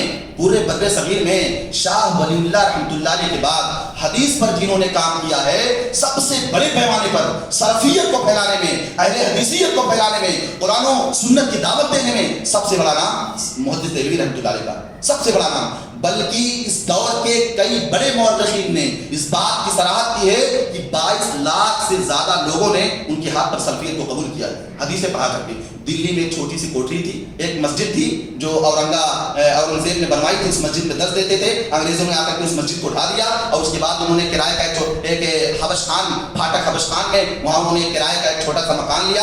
وہاں میرے بھائیوں دوستوں وہاں لوگوں کو حدیث کی تعلیم دیتے، بخاری پڑھاتے، مسلم پڑھاتے، ترمذی پڑھاتے، اور جو طلبہ حدیث کی کتابیں پڑھ کر کے فارغ ہو جاتے، کسی کو پنجاب کے علاقے میں بھیجتے، کسی کو بہار کے علاقے میں، کسی کو کرناٹک میں۔ اس طرح سے پورے ہندوستان میں سلفیت کے چراغ کو روشن کیا۔ اس طرح سے پورے ہندوستان میں، پورے بر صغیر میں توحید خالص کی اور سنت صحیحہ کی دعوت دی، اور مسلمانوں کو تقلید سے روکا، بدعت سے روکا، احیاء سنت کا کام کیا۔ بلکہ میرے بھائیوں کئی بدعتیوں نے تو اس بات کی صراحت کی ہے کہ اگر اس دور میں سب سے بڑا کوئی مجدد ملت تھا، مجدد دین تھا، تو وہ علامہ سید نذیر حسین محدث دہلوی تھے۔ اللہ تعالیٰ 100 سال میں ایک مجدد پیدا کرتا ہے، دین پر جو غبار آ جاتا ہے، جو بدعتیں سنتوں کی جگہ پر رواج پا جاتی ہے، وہ آ کر کے ان بدعتوں کو ختم کرتا ہے۔ اس دور میں ایک بڑا نام علامہ البانی رحمۃ اللہ علیہ کا ہے، اور ایسا بھی ہو سکتا ہے کہ اللہ تعالیٰ 2-2 3-3 مجدد پیدا کر دے۔ ایسا کہیں حدیث میں نہیں ہے کہ ایک مجدد پیدا ہوگا. 100 سال میں اللہ تعالیٰ مجددین کو پیدا کرتا ہے. وہ کبھی 1 ہو سکتے ہیں, کبھی 2 ہو سکتے ہیں, کبھی 3 ہو سکتے ہیں. تو اس دور میں علامہ سید نذیر حسین محدث دہلوی رحمۃ اللہ کا نام آتا ہے. تو میرے بھائیوں دوستوں کے بارے میں آتا ہے جس روم میں وہ بچوں کو تعلیم دیتے تھے اس روم کا کرایہ تک دینے کے لیے ان کے پاس پیسہ نہیں تھا. تو رات میں اسٹیشن پر جا کر کے کلی کا کام کرتے تھے. اس طرح سے میرے بھائیوں ہمارے علماء نے قربانیاں دی ہیں حدیث کو زندہ کرنے کے لیے, آپ کی ایمان کو تحفظ دینے کے لیے, اپنے دین ایمان کو بچانے کے لیے. اس طرح سے علماء نے قربانیاں دی ہیں تقلید کو, بدعت کو, شرک کو ختم کرنے کے لیے. کلی کا اسٹیشن پر جا کر کے کام کرتے تھے, جو پیسہ ملتا تھا اس سے اپنے روم کا بھاڑا بھرتے تھے اور اسی پیسے سے میرے بھائیوں اپنے ذاتی خرچ کو چلاتے تھے. غریب طلبا کی کفالت کا بھی انتظام کر لیتے تھے اسی پیسہ سے. تو اس طرح سے علامہ رحمۃ اللہ علیہ نے میرے بھائیوں انگریزوں کے خلاف جہاد کا فتویٰ دیا, ان کو سزائیں ملی اور اس کے بعد ان کے شاگردوں کے ذریعہ سے جہاد کا ایک پورا ماحول بنایا گیا اور اس کے نتیجے میں میرے بھائیوں علماء اہل حدیث کو بہت بڑی قربانیوں کا سامنا کرنا پڑا. جب علماء اہل حدیث کو قربانیوں کا تذکرہ آئے تو علامہ نواب صدیق حسن خان بھوپالی رحمۃ اللہ علیہ کا تذکرہ نہ ہو تو یہ تاریخ کے ساتھ ظلم ہوگا. میرے بھائیوں ان کا بھی مجاہدین میں بڑا نام, آپ کو بتاؤں وہ ایک عالم تھے, بہت بڑے عالم, اور اس زمانے میں آج کے 150 سال پہلے انگریزی زبان پر مکمل قدرت رکھتے تھے. انگریزوں کی بھاشا میں, ان کے لہجے میں, ان کے اسلوب میں بات کرتے تھے. انگریزی گورنمنٹ سے جب وہ بات کرتے تھے تو ان پر روب اور دبدبہ. ایک عالم جب حالات کے بارے میں, اصل علوم کے بارے میں مہارت رکھتا ہے, دین دنیا کے بارے میں ساری چیزوں کی جانکاری اس کے اندر ہوتی ہے, تو غیروں پر کیسا روب طاری کرتا ہے. وہ علامہ رحمۃ اللہ کے بارے میں آتا ہے میرے بھائیوں اس دور میں انگریزی زبان پر اچھی پکڑ رکھتے تھے. تو ان کے بارے میں آتا ہے کہ وہ ایک اعلیٰ سرکاری ملازم تھے, بھوپال میں جاب کرتے تھے. تو بھوپال کی جو رانی تھی شاہجہاں, ان کے شوہر کا انتقال ہو گیا. یہ وہاں نوکری کرتے تھے, بہت بڑے ملازم تھے. تو جب شوہر کا انتقال ہوا تو شاہجہاں رحمت اللہ علیہا نے ان کو پیغام نکاح بھیجا اور ان سے میرے بھائیوں نکاح کر لیا. نکاح کرنے کے بعد جب ان کے ہاتھ میں نمابی آئی, وہاں بھوپال کی حکومت آئی, تو آپ یقین مانیں میرے بھائیوں جب کوئی سلفی العقیدہ, کوئی صحیح العقیدہ حکومت کی باغ ڈور سنبھالتا ہے تو کیسے حکومت کا پورا سسٹم چلاتا ہے. بھوپال کی اس دور کی اگر آپ تاریخ پڑھ لیں تو آپ یقین مان لیں گے کہ اسلامی حکومت کیسے ہوتی ہے. اس دور میں میرے بھائیوں انہوں نے اسلام کے سارے سسٹم کو لاگو کر دیا. چور اگر کوئی چوری کرتا ہو پکڑا گیا اس کا ہاتھ کاٹا جائے گا. اگر کوئی بندہ شراب پیتا ہوا پایا گیا تو اس کو کوڑوں کی سزا دی جائے گی. اگر کوئی زنا کر رہا ہے کسی عورت کے ساتھ تو اس کو 80, اگر کوئی کسی پر زنا کا بہتان لگا رہا ہے تو اس کو 80 کوڑے مارے جائیں گے. اگر کوئی شادی شدہ زنا کرنے والا کوئی شادی شدہ ہے تو اس کو پتھروں سے مار مار کر ہلاک کر دیا جائے گا. باقاعدہ اپنے دور میں میرے بھائیوں دوستوں انہوں نے دنیا کے سارے علماء کرام کو بھوپال میں آنے کی دعوت دی. جیسے آج بمبئی میں نا علماء امٹ کر آ رہے ہیں, بمبئی ایک روس البلاد بن چکا ہے, علماء کا مسکن, علماء کا مقصد بن چکا ہے. اس دور میں بھوپال کی حیثیت, ایک دور تھا دلی کی تھی, ایک دور تھا بھوپال کی تھی, ایک دور تھا کلکتہ کی تھی, آج بمبئی کی ہے. تو بھوپال کو انہوں نے علماء کا مرکز بنا دیا. علامہ بشیر سہسوانی کو بلایا, علامہ بشیر نعمانی کو بلایا اور علامہ فضل حق بطایونی کو بلایا. سب کو بلا کر کے میرے بھائیوں وہاں حدیث پر ترجمے کے کام کرائے, توحید پر کام کرایا, بدعتوں کے روکنے پر کام کرایا, تقلید کی مذمت پر کام کرایا اور اس طرح سے پرنٹنگ پریس قائم کیے, بہت ساری کتابیں چھپوائی. خود انہوں نے 300 تقریباً 300 کتابیں لکھی. 300 کتابیں توحید کے موضوع پر, بدعت کے موضوع پر, تقلید کے موضوع پر, سنت کے موضوع پر, اور اس طرح سے لکھ کر کے میرے بھائیوں توحید و سنت کو عام کیا. اس دور میں 300 سے زائد کتابیں لکھی. اور یہ جو حدیث کی کتابیں ہمارے سامنے کتب ستہ, بخاری, مسلم, ترمذی, ابو داؤد, سنن نسائی, ابن ماجہ وغیرہ, ان ساری کتابوں پر اردو زبان میں ترجمہ کیوں ہوا تھا؟ علامہ رحمۃ اللہ علیہ نے میرے بھائیوں اپنے خاص پیسے سے, حکومت کا جو پیسہ تھا اور ملازمت کر کے نوکری کر کے وہ جو پیسہ پاتے تھے, ان سارے پیسوں کو میرے بھائیوں لگا کر کے حدیث پر کتابوں کا ترجمہ کرایا. بلکہ آپ کو بتاؤں بنارس کے کئی علماء کو بلایا, کہا آپ وہاں پرنٹنگ پریس قائم کریں, حدیث کی کتابوں کو چھاپیں اور انڈیا میں حدیث کو رواج دیں, یہاں حدیثوں کے پڑھنے کا رواج دیں گے. بلکہ ان ساری چیزوں سے متاثر ہو کر کے کئی اہل حق دیوبند علماء نے اس بات کا اعتراف کیا کہ اگر انڈیا میں اہل حدیث نہ ہوتے تو یہاں قال قال رسول اللہ کے بجائے قال قال ابو حنیفہ کہا جاتا. یہ اہل حدیث علماء کی دے گئے کہ انہوں نے میرے بھائیوں حدیث کو پڑھنے پڑھانے کا اتنا بڑے پیمانے پر اہتمام کیا کہ ہر بات پیش کی جاتی ہے اس پر نبی کی حدیث کو پیش کیا جاتا, ورنہ پہلے ہر بات پیش کی جاتی تھی تو ابو حنیفہ رحمۃ اللہ علیہ کا قول مانگا جاتا تھا اور فقہی دلائل لے کر کے بات کو ختم کر دی جاتی تھی. یہ اہل حدیث علماء کرام کی دین ہے. آپ کو بتاؤں میرے بھائیوں کہ انہوں نے بھوپال میں کئی علماء کو, ایک علماء کو بلا کر کے وہاں کا قاضی القضاء بنا دیا. قاضیوں کا قاضی، وہ حق کے مطابق فیصلہ کرتے تھے، دین کے مطابق، سنت کے مطابق. آپ بتائیں اگر دنیا میں کسی کے پاس پیسہ آتا ہے، اچانک اللہ تعالیٰ اس کو مالدار کرتا ہے، اس کے دنیا میں، اس کے قدموں میں دنیا کے خزانے ڈال دیا، تو کیا کرتا ہے میرے بھائیوں؟ اپنی پراپرٹی بناتا ہے، اپنی جائیداد بناتا ہے، اپنے بچوں کے لیے بناتا ہے، اپنا کاروبار کھڑا کرتا ہے. لیکن اللہ تعالیٰ رحم فرمائے ہمارے علامہ پر، انہوں نے میرے بھائیوں اپنی ذات کے لیے کچھ نہیں بنایا، کچھ نہیں بنایا. سارا پیسہ نوابی پا گئے اور نواب نے ان سے شادی کر لی اپنے شوہر کے انتقال کے بعد. اس سارا پیسہ اللہ تعالیٰ کے دین کے لیے لگایا اور اس دور میں دین کی دعوت بھی ایک انقلاب برپا کر دیا، ایک انقلاب برپا کر دیا میرے بھائیوں. اس دور میں ایک عالم تھے علامہ مچھلی شہری رحمۃ اللہ علیہ یا شہری. ان کو اس زمانے میں یعنی 1880 کے آس پاس، آج کے 150 سال پہلے 1,00,000 روپیہ دے کر کے بھیجا، کہا جائیے یورپ میں دعوت کا کام کریے، یورپ میں دعوت کا کام کریے. ایک عالم کو 1,00,000 روپیہ اور دیا، کہا جائیے مکہ میں دعوت کا کام کریے. مکہ میں صوفیت عام تھی، بدعت عام تھی اور مزارات تھے، قبریں تھیں. آج کا دور تو الحمدللہ اہل توحید کا غلبہ ہے. آج تو بدعتوں کو ختم کر دیا گیا ہے. وہاں توحید کا بول بالا ہے، سنت صحیحہ کا بول بالا ہے، جس پر بدعتی اور انقلابی اور جماعتی اور رافضی ہمیشہ آل سعود پر، اہل توحید پر ہمیشہ غصہ ہوتے رہتے ہیں. لیکن آج سے 100 سال پہلے آپ سعودی کی تاریخ پڑھیں، وہاں بدعتیوں کا قبضہ تھا، صوفیوں کا قبضہ تھا، مشرکوں کا قبضہ تھا. وہاں انہوں نے پیسہ لیا، آپ جائیے وہاں توحید پر اور سنت پر کام کریے. 1,00,000 روپیہ دے کر کے. اس زمانے میں کروڑوں کے برابر تھا، آج کے 150 سال پہلے میرے بھائیوں. تو اس طرح سے انہوں نے دعوت کا کام کیا، دعوت کا اس طرح سے کام کیا. انگریزوں کی تاریخ سے ان کا جو قصہ جڑا ہوا ہے کہ انگریزوں نے ان کی ساری کوششوں کو دیکھ کر کے انہوں نے کتاب لکھی تھی الجہاد. الجہاد جب کتاب انگریزی گورنمنٹ میں پہنچی تو انقلاب برپا ہو گئی. انگریزی گورنمنٹ نے ان کے نوابی کو چھین لیا. نوابی کا جو عہدہ ہوتا، بھوپال کے نواب بن گئے تھے، اس عہدے کو چھین لیا. اور چھیننے کے بعد ان کو قید کرنے کے لیے انگریزی گورنمنٹ کے کچھ فوجی افسران آئے. جب فوجی افسران آئے وہاں تو پہلے ملاقات ان کی بیوی سے ہو گئی. تھوڑا ماڈرن خیال کی تھی، راجا کی بیوی تھی، نواب تھی وہاں کی.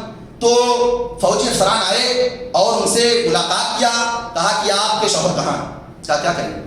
کہا ہمیں گورنمنٹ کی طرف سے اجازت ملی ہے، حکم ملا ہے کہ ان کو پکڑ کے لایا جائے. تو جیسے یہ جملہ فوجی افسر نے کہا تمہارا سردار کون، اس کو بلاؤ. فوجیوں کا جو سردار تھا وہ آگے آیا، اپنی جوتی کو نکالا، ٹوٹی ہوئی جوتی تھی، اور اس جوتی سے ایک جوتی زکنا کے دار اس کے چہرے پر ماری اور کہا کہ تمہیں علامہ نہیں ملیں گے، تمہیں جوتی ملے گی. تم علامہ کو نہیں لے جا سکتے، تمہیں جوتی لے کر کے جاؤ. اس طرح سے میرے بھائیو دوستو علامہ نواب صدیق حسن خان بھوپالی رحمۃ اللہ علیہ نے جہاد کے موضوع پر کام کر کے اس طرح سے علماء حدیث کو کھڑا کیا، عوام کو کھڑا کیا، جس کے نتیجے میں میرے بھائیو دوستو انہیں انگریزی گورنمنٹ کی بہت ساری سزائیں جھیلنی پڑی، بہت ساری پابندیاں ان پر لگائی گئی. لیکن ایسے پابندیوں کے ماحول میں بھی کتاب و سنت کی دعوت کا کام کرتے رہے، توحید کا پیغام روشن کرتے رہے. اور آپ کو بتاؤں میرے بھائیو، آج عربوں کے ہاں تو بہت مالداری ہے، اس زمانے میں عربوں میں بہت غربت تھی. تو یہ اپنے خاص جہاز سے، خاص طیارے سے، بحری جہاز سے خانے کعبہ کا غلاف تیار کرتے، اپنے ہاتھ سے اپنی نگرانی میں تیار کروا کے مکہ میں جا کر کے باقاعدہ خانے کعبہ پر غلاف چڑھا کر کے آتے. بڑی غربت تھی اس وقت، اتنے مالدار تھے. اللہ تعالیٰ نے کو اتنا مالدار بنایا تھا نوابی پانے کے بعد. ساری دولت کو، سارے پیسوں کو، سارے روپیوں کو اللہ تعالیٰ کے لوگوں نے خرچ کر دیا تھا میرے بھائیوں، دین کو قائم رکھنے کے لیے، ایمان کی سلامتی کے لیے. اور یہ جو پورا آج آپ دیکھ رہے ہیں مدارس کا جال بچھا ہوا ہے، کتابوں کا جال بچھا ہوا ہے، علماء کرام کی بڑی تعداد ہے، یہ کہیں نہ کہیں علامہ سید نذیر حسین محدث دہلوی رحمۃ اللہ علیہ، علامہ نواب صدیق حسن خان بھوپالی رحمۃ اللہ علیہ کی کوششوں کی مرہون منت ہے. میں بتانا یہ چاہتا ہوں میرے بھائی، کوئی بھی بندہ اخلاص کے ساتھ کوئی بھی قدم اٹھائے گا تو اللہ تعالیٰ اس میں برکت دے گی. ما کان للہ بقیہ وما کان للناس زاد، جو اللہ کے لیے ہوگا وہ باقی رہے گی. ان علماء نے اللہ کے لیے کوششیں کی تھی. آج الحمدللہ میرے بھائیوں علماء کی کوششیں ہمارے سامنے دکھ رہی ہیں. دیش کے لیے، وطن کے لیے، ایمان کے لیے اخلاص کے ساتھ ساری قربانیاں دی تھیں. اور اس کا نتیجہ یہ ہوا کہ الحمدللہ اللہ تعالیٰ نے ان کی ساری قربانیوں کو باقی رکھا. اس کے اثرات دنیا میں ہوئے اور اس کے اثرات کو لوگوں نے قبول کیا. میرے بھائیوں، یہ تو علامہ نواب صدیق حسن خان بھوپالی رحمۃ اللہ کی تاریخ ہے. آخری دور میں آزادی میں جن کا نام آتا ہے وہ علامہ ابوالکلام آزاد رحمۃ اللہ علیہ. ابوالکلام آزاد رحمۃ اللہ علیہ یہ اپنے دور میں اپنی تحریر کے ذریعہ، اپنے تقریر کے ذریعے دعوت کا کام کرتے. بہت بڑے اہل حدیث عالم تھے، مفسر تھے، محدث تھے، مورخ تھے، نیتا تھے. لوگ کہتے ہیں علماء کو نیتا گیری نہیں کرنی چاہیے. علماء کا میدان سیاست نہیں ہے. علماء سے بہتر سیاست کون کر سکتا ہے؟ علماء میرے بھائیوں آزادی سے پہلے کی آپ پوری تاریخ اٹھا کر کے دیکھ لیں. ہمارے علماء جہاں دین کا کام کرتے تھے وہیں سیاست کا کام کرتے تھے، سیاست کے اعلیٰ مناصب پر تھے اور سیاسی مشن سے جڑے ہوئے تھے. اور ابوالکلام آزاد رحمۃ اللہ کا ایک بڑا نام ہے سیاسی میدان میں. ان کے بارے میں آتا ہے کہ انہوں نے البلاغ نکالا، الہلال نکالا، پرچے نکالے اور پورے انڈیا میں تحریک کی، جہاد کی ایک پوری روح ڈال دی تھی. اور اس کے نتیجے میں میرے بھائیوں تب جا کر کے 1947 میں 15 اگست کو ہمارا یہ دیش انگریزوں کی غلامی سے آزاد ہوا. آپ کو بتاؤں کہ پوری تاریخ کا خلاصہ آپ کے سامنے کہوں کہ میرے بھائیوں ہندوستان کی آزادی میں 3 جگہ کے لوگوں نے سب سے زیادہ قربانیاں دی ہیں. یہ بات بتا کر کے میں اپنی بات ختم کرتا ہوں. 3 جگہ کے لوگوں نے سب سے زیادہ بہاری مسلمانوں نے قربانیاں دی دیش کی آزادی کے لیے. بہار میں جس کا نام ہے پٹنہ کا پرانا نام تھا عظیم آباد، اس کا ایک محلہ تھا صادق پور کے علماء، صادق پور کے نواب، صادق پور کے علماء، صادق پور کی عوام نے میرے بھائیوں آزادی کے لیے تو باقاعدہ وہ اپنے بچوں کو وصیت کرتے تھے. آزادی کے لیے، آزادی کی جنگ کے لیے اسپیشل اپنے بچوں کی تربیت کرتے تھے، مجاہدین کا قافلہ تیار کرتے تھے. اور اس کے نتیجے میں میرے بھائیوں اہل حدیث علماء کے گھروں کو عین عید الفطر کے دن انگریزوں نے ڈھایا تھا. یہ اپنے مشن سے باز آیا. مولانا ولایت علی، مولانا عنایت علی کے گھروں کو جب یہ لوگ جیل میں قید تھے، مولانا احمد اللہ رحمۃ اللہ علیہ کے گھروں کو عین عید الفطر کے دن پورا محلہ تباہ و برباد کر دیا گیا تھا. انگریزی گورنمنٹ کا بلڈوزر آیا اور بلڈوزر کے ذریعے سے پورے مکانات کو، پورے محلے کو تباہ کر دیا گیا. مولانا احمد اللہ رحمۃ اللہ علیہ کالا پانی میں سزا جھیل رہے تھے. ان کی اہلیہ نے خط لکھا کہ ہم لوگوں کی پوری بستی کو تباہ کر دیا گیا ہے. ان کی اہلیہ نے، ان کی وائف نے، ان کی بیوی نے خط لکھا، ہمارے پورے گھر کو تباہ و برباد کر دیا انگریزوں نے. کہا الحمداللہ ہماری قربانیاں قبول ہو رہی ہیں، اللہ تعالیٰ ہماری قربانیاں قبول کر رہا ہے، یہ ہماری آزمائشیں ہیں، آپ صبر کریں. جیسے اللہ تعالیٰ نے ابراہیم علیہ السلام کو آزمائش میں ڈالا تھا، اس کے بعد کامیابی عطا فرمائی تھی، ایسے انشاءاللہ تعالیٰ ہمیں بھی بہت جلد کامیابی ملنے والی ہے. اس طرح سے میرے بھائیوں انہوں نے اپنے اہلیہ کا حوصلہ بڑھایا، ان کا جذبہ بڑھایا، ان کے ایمان میں پختگی عطا فرمائی. تو اس طرح سے صادق پور کے پورے خاندان کو، پورے علاقے کو انگریزوں نے تباہ و برباد کر دیا. ایک تو صادق پور کا پورا پہل تھا، اور ایک تو یہ موپلا قوم جس کے بارے میں نے آپ کو بتایا. میرے بھائیوں ان لوگوں نے آزادی کے لیے اتنی بڑی قربانی دی کہ پوری انگریزی گورنمنٹ ان سے خوف کھا رہی تھی. ان کی بہادری، چند نوجوان تھے، چند اللہ تعالیٰ کے بندے تھے، چند لوگ تھے، چند افراد تھے، لیکن ایسا انقلاب برپا کر دیا تھا پوری انڈیا میں کہ پوری انگریزی گورنمنٹ ان سے خوف کھاتی تھی. یہاں تک کہ میرے بھائیوں انگریزوں کی ایک بڑی فوج کیرلا میں داخل ہوئی اور ایک ایک نوجوانوں کو، ایک ایک مسلمانوں کو، موپلا قوم کے ایک بچے کو پکڑ کر کے قید کیا، ریل گاڑی میں بھر کر کے مدراس کے جیل پہنچایا گیا. اور ریل گاڑی کے جس ڈبے میں بھرا جاتا تھا اس ڈبے میں اگر 20 لوگ آتے تھے تو 40 لوگوں کو بھرا جاتا. آدھے لوگ تو ریل گاڑی میں مر گئے اور آدھے لوگ جو بچے مدراس میں پہنچ کر کے ان کو جیلوں کے اندر پھانسی دے دی گئی، ان کو مار ڈالا گیا. پورے موپلا قوم کو تباہ و برباد کر دیا گیا.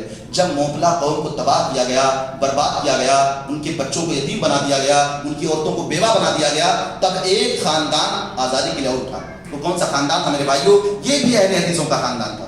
یہ پورا قصوری خاندان تھا. اب وہ پاکستان کا علاقہ ہے جس کا تذکرہ میں نے آپ کے سامنے شروع میں کیا تھا، قصوری خاندان. یہ خاندان پورا مجاہدین کا خاندان تھا، پورا جہادی قافلہ تھا، سب سارے کے سارے مجاہدین تھے. مولانا عبد القادر قصوری، مولانا عبد الحی قصوری، مولانا محمد علی قصوری، اور یہ پورا خاندان میرے بھائیوں چمڑے کا کاروباری تھا. چمڑے کا کاروباری تھا. مولانا محمد علی قصوری رحمۃ اللہ علیہ کے بارے میں آتا ہے کہ انہوں نے ان کے کاروبار سے، چمڑے کے کاروبار سے جو پیسہ ملتا تھا اس پیسے کو میرے بھائیوں جو نفع آتا تھا 1 لاکھ روپیہ ابوالکلام آزاد رحمۃ اللہ علیہ کو دیتے تھے، جو اہل حدیث بہت بڑے عالم تھے اور انڈیا کے سب سے پہلے ایجوکیشن منسٹر، وزیر تعلیم. ان کو 1 لاکھ روپیہ دیتے تھے کہ آپ آزادی کے لیے لڑائی لڑیں. 1 لاکھ روپیہ. اور بہت بڑی رقم پونا میں انہوں نے ایک یتیم خانہ کھولا تھا، یہی مہاراشٹر کا پونا. وہاں ایک یتیم خانہ کھولا تھا. وہاں موپلا قوم کے بچوں کو، موپلا قوم کی عورتوں کو باقاعدہ وہاں کفالت کرتے تھے. ان کا پورا سسٹم تھا، پیسہ بھیج کر کے وہاں کی کفالت کا انتظام کرتے تھے. اور کالی کٹ وغیرہ کے میدان میں ساحلی علاقوں میں انہوں نے باقاعدہ JDT اسلام کھولا تھا، دعوت کے لیے، تبلیغ کے لیے، توحید کی دعوت کے لیے اور مجاہدین کی تیاری کے لیے. لیکن بدقسمتی میرے بھائیوں ہے جرم ضعیفی کی سزا، مرگ مفادات. اب وہ سارا معاملہ بھی، وہ سارا سسٹم، وہ دعویٰ سینٹر، وہ پورا دعوت و تبلیغ کا سیٹ اپ بھی بدعتی نے قبضہ کر لیا ہے. جرم ضعیفی کی سزا، مرگ مفادات. ہماری جماعت کی نااہلی اور ہماری جماعت کی میرے بھائیوں دوستوں کمزوری کی وجہ سے ان سارے معاملات پر اہل بدعت کا قبضہ ہو گیا. میں بتانا یہ چاہتا ہوں کہ واللہ آپ کی تاریخ تو بڑی روشن ہے، آپ کے علماء کی بڑی قربانیاں دی ہیں، آپ کے نوجوانوں نے، آپ کے علماء نے، آپ کے عوام نے پوری آزادی کی تاریخ علماء اہل حدیث کی قربانی سے بھری پڑی ہے. لیکن مسئلہ یہ میرے بھائیوں کہ ہم اپنی قوم کی تاریخ کے بارے میں کچھ نہیں جانتے، ہمیں نہیں علم. اگر میں آپ سے سوال کر لوں تو واللہ عظیم یقین سے میں کہہ سکتا ہوں کہ ہمارے نوجوانوں کا طبقہ، بزرگوں کا طبقہ الا ماشاء اللہ نہیں کہہ سکتا 5 علماء کرام کا نام بھی بتا پائیں گے جنہوں نے آزادی کی اس تحریک میں حصہ لیا تھا. ہماری خواتین ہماری مائیں بہنیں تو دور جائیں، مردوں کا طبقہ جو ہمیشہ اجتماعات میں اجلاس میں پڑھنے پڑھانے سے جن کا تعلق زیادہ ہے وہ 5 علماء کرام کے نام نہیں بتا پائیں گے۔ اس طرح سے ہم اپنے دین سے، اپنے علماء سے اور اپنے قوم کی تاریخ سے اس قدر ہم دور ہوتے چلے گئے۔ میرے بھائیوں، ابھی 3 دن پہلے کی بات ہے، میں نے بوری ولی میں چند طلبا کے سامنے سوال کیا کہ ایک عالم دین کا نام بتائیے جنہوں نے قربانی میں حصہ لیا تھا۔ 14 بچوں میں صرف 2 بچے بتا سکے، 14 بچوں میں 2 بچے۔ یہ المیہ ہے، ہم اپنے بچوں کو کس تعلیم کی طرف لے کر کے جا رہے ہیں؟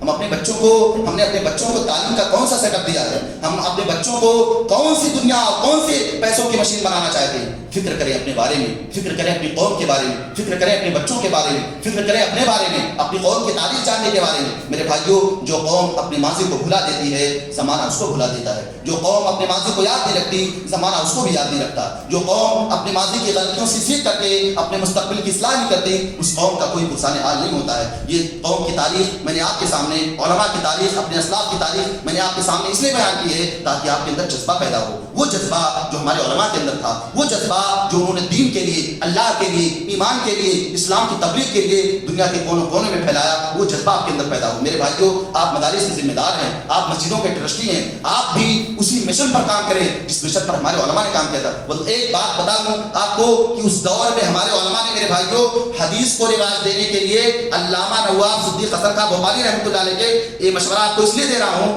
کہ آپ بھی اس مشن پر کام کر سکتے ہیں اللہ تعالیٰ کے دین کو بڑھانے کے لیے، کہ انہوں نے باقاعدہ مسابقہ رکھا تھا۔ جو بلوغ المرام کی کتاب یاد کر لے گا اس کو 1000 روپے انعام دیا جائے گا، جو مشکات المصابیح یاد کر لے گا اس کو 2000 روپے انعام دیا جائے گا، جو پورا بخاری یاد کر لے گا اس کو 5000 روپے انعام دیا جائے گا۔ وہ 5000 تو 10 لاکھ کے برابر تھا اس زمانے میں۔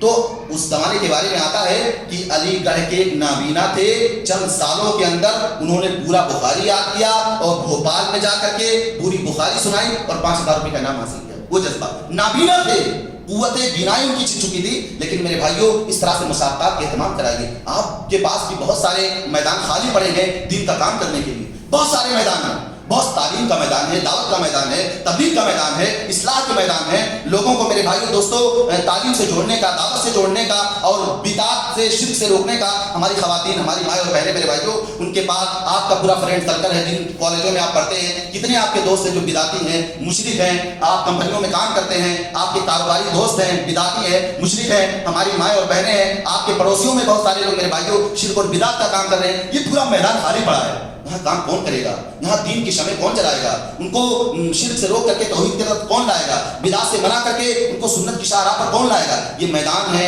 ان میدانوں پر کام کرنے کی ضرورت ہے۔ مسجدوں کے ذمہ داروں کو، مدرسوں کے ذمہ داروں کو، ہمارے علماء کو، ہماری عوام کو، ہمارے بزنس مین کو، اللہ تعالیٰ نے آپ کو مال دیا، علماء کو لے کر کے، علماء کی صحبت میں رہ کر کے آپ دین کا کام کریں۔ یہ چند باتیں تھی جو میں نے اپنے ٹوٹے پھوٹے الفاظ میں یوں ہی بلا ترتیب آپ کے سامنے بیان کر دی ہیں۔ اللہ تعالیٰ تو سب سے پہلے سننے والوں سے زیادہ کہنے والے کو عمل کی توفیق عطا فرمائے۔ اے میرے مولا، تو ہم تمام مسلمان بھائیوں کو ہمارے اسلاف کی قربانیوں کو پڑھنے، ان کو سیکھنے، ان کو سمجھنے کی توفیق عطا فرما۔ اللہ تعالیٰ قربانیوں کے معاملے میں ہمارے اندر وہی جذبہ پیدا فرما جو ہمارے اسلاف کے اندر تھی، ہمارے علماء کے اندر تھی، ہمارے اکابرین کے اندر تھی۔ اللہ تعالیٰ دین کے لیے، ملت کے لیے، ایمان کے لیے، توحید کی دعوت کو عام کرنے کے لیے اللہ تعالیٰ ہمارے اندر وہی جذبہ بھر دے جو ہمارے اسلاف کے اندر تھی۔ اللہ تعالیٰ جب تک تو اس دنیا میں ہمیں زندہ رکھ، ایمان پر زندہ رکھ، اسلام پر زندہ رکھ، اور جب اس دنیا سے ہمارا خاتمہ ہو تو ہماری زبان پر کلمہ جاری ہو، اشہد ان لا الہ الا اللہ و اشہد ان محمد رسول اللہ۔ السلام علیکم ورحمۃ اللہ وبرکاتہ۔